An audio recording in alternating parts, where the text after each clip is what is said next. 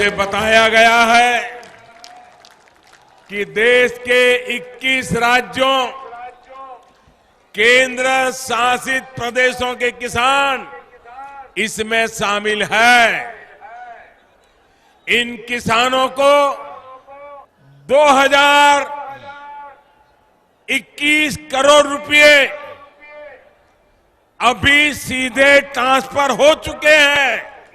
बाकी किसानों को भी इसी तरह पहली किस्त के 2000 रुपए अगले कुछ हफ्तों में भी मिल जाएंगे।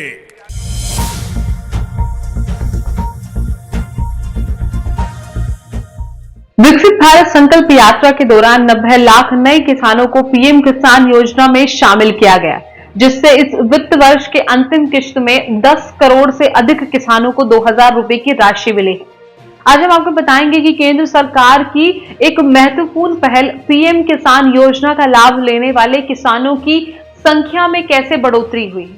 यह योजना किसानों को आय समर्थन प्रदान करती है, जिससे वे अपनी फसलों की देखभाल और घरेलू जरूरतों को पूरा कर सकते हैं। और कैसे विकसित भारत संकल्प यात्रा ने इस योजना को और भी व्यापक बनाया है, आइए जानते हैं इस वीडियो में। नमस्कार, आप देख रहे हैं न्यूज़, मैं हूं आपके साथ तनु शर्मा। पीएम किसान योजना का शुभारंभ 2019 में हुआ था, जिसके तहत सभी किसान परिवारों को हर साल 6000 रुपए की आय समर्थन राशि प्रदान की जाती है।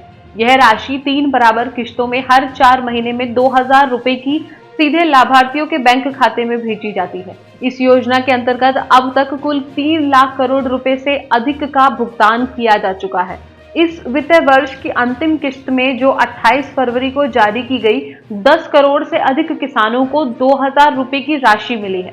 इसमें एक बड़ा योगदान विकसित भारत संकल्प यात्रा का रहा है, जो 15 नवंबर 2023 को प्रधानमंत्री नरेंद्र मोदी ने झारखंड के खूंटी से शुरू की थी। इस यात्रा का उद्देश्य सरकार की कल्याणकारी योजनाओं को देश के 2.60 लाख से अधिक ग्राम पंचायतों में पूर्ण रूप से लागू करना है। इस यात्रा के दौरान 90 लाख नए किसानों को पीएम किसान योजना में शामिल किया गया, जिनमें से कई आदिवासी और जनजातीय किसान भी शामिल हैं। इससे इस योजना का लाभ लेने वाले किसानों की संख्या 14.5 करोड़ तक पहुंच गई है। इस योजना का उद्देश्य किसानों को आर्थिक सहायता प्रदान करता है, जिससे वे अपनी फसलों को बेहतर बना सके और उन्हें उचित मूल्य मिल सके। इस योजना को सरकार की किसान हितैषी नीतियों का एक प्रतीक माना जाता है, जो किसानों के विकास और समृद्धि को बढ़ावा देना है। बाकी इस योजना के प्रभाव को समझने के लिए हमें इसकी शुरुआत, वर्तमान और भविष्य की स्थिति का विश्लेषण करना होगा।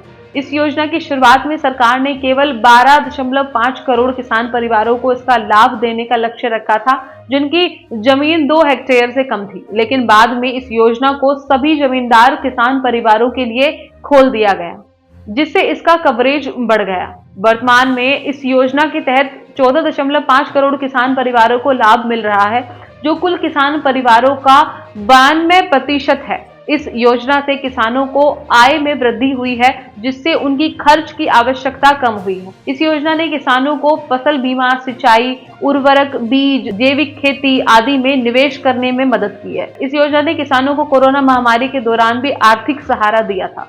भविष्य में इस योजना का उद्देश्य है कि किसानों को आत्मनिर्भर बनाया जाए, जिससे वे अपनी आय को और बढ़ा सके और अपने परिवार की जीवन शैली में सुधार ला सके। इस योजना के तहत किसानों को नई तकनीकी उत्पादों और बाजारों के बारे में जानकारी दी जाएगी, जिससे वे अपनी फसलों की गुणवत्ता और मांग को बढ़ा सके। इस योजना के माध्यम से किसानों को राष्ट्रीय कृषि बाजार यानी कि ENAM जैसे डिजिटल प्लेटफॉर्मों से जोड़ा जाएगा, जिससे वे अपनी उपज को उचित दामों में बेच सकें। हालांकि इस योजना की भले ही कोई सराहनीय पहलें हों, लेकिन इसमें कुछ कमियां भी हैं, जिन्हें सुधारने की जरूरत है। इस योजना का लाभ लेने के लिए किसानों को अपनी जमीन, बैंक खाता और आधार कार्ड की जानकारी देनी होती है, जो कि कई किसानों के पास नहीं होती है। इसके अलावा कुछ राज्यों में इस योजना का कार्यान्वयन ठीक से नहीं हुआ है, जिससे कुछ किसानों को इसका लाभ नहीं मिल पाया है।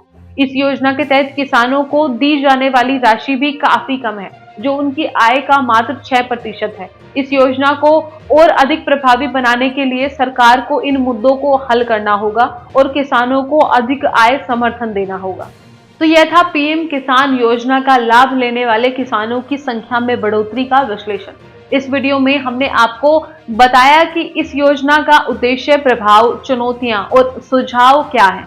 हमें उम्मीद है कि आपको ये वीडियो पसंद आया होगा। इसके साथ साथ मैं तनु शर्मा आपसे विदा लेती हूँ, फिर मिलती हूँ एक नई अपडेट के साथ। तब तक के लिए आप बने रहिए एयर न्यूज के साथ।